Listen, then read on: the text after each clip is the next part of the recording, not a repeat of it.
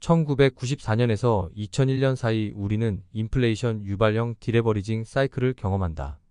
재정 팽창과 통화 팽창에 의해서 조성된 경기과열로 수입이 급증하자 국제 수지 적자가 누적된다.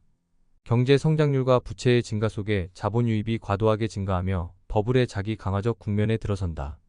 자본과 부채의 증가로 8%의 높은 경제 성장률을 보이지만 부채가 GDP 대비 23% 증가하여 GDP의 163%에 달한다.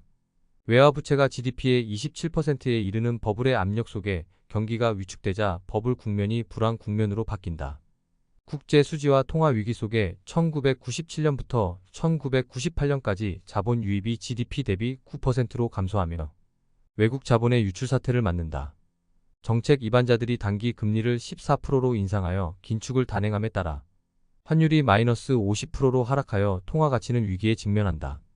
GDP가 8%, 주가는 75%, 주택가가 13%까지 떨어지며 하강 국면으로 빠져든다. 인플레이션 상승은 완만한 7%의 낮은 수준이지만 가장 큰 문제는 중앙은행의 외환 보유고 부족이다. 251억 달러의 외환을 보유 중이라는 정부의 발표와 달리 실제 외환 보유액은 36억 달러 정도로 추정된다. 세계 어느 나라에서나 외환위기는 경상수지 및 자본수지의 악화로 초래된 외환 보유고 고갈에 의해 빚어진다. 정책 이반자들의 대응책은 보통 자본 이탈에 따른 공백을 다량의 화폐를 찍어내거나 긴축 정책으로 시장이 고통을 감내하는 방식이다. 당시 우리는 고정 환율제를 포기하고 디레버리징을 거친 후 긴축 재정으로 돌입하며 리플레이션 국면에 들어서는 방식을 취한다. 리플레이션은 디플레이션 상태를 벗어나 심각한 인플레이션을 유발하지 않을 정도로 통화를 재팽창시키는 것이다. 외환위기를 벗어나기 위하여 IMF로부터 585억 달러라는 최대 규모의 구제금융을 받아 유동성을 공급한다. 금융의 긴축, 재정균형, 금융 시스템 개혁, 공적기업의 민영화와 금융기관의 정리해고를 포함한 구조개혁을 진행하자 GDP 대비 부채 비율이 25% 줄어든다. 실질 성장률의 증가에 따른 명목 소득의 증가와 통화, 가치 하락으로 환율이 상승하며 가격 경쟁력을 다시 갖춘다. 경상수지 흑자가 404억 달러를 기록하자 IMF의 구제금융을 189억 달러만 들여옴으로써 부채 부담과 외압을 최소화한다.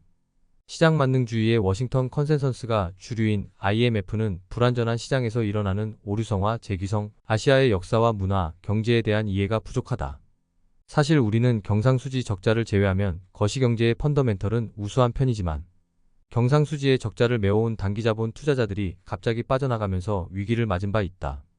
아무튼 IMF의 구제금융과 외국 자본의 유입으로 1998년 말 외환보유고는 520억 달러로 치솟는다. 1990년 경제성장률까지 9.5%에 달하며 235억 달러의 경상수지 흑자를 기록한다.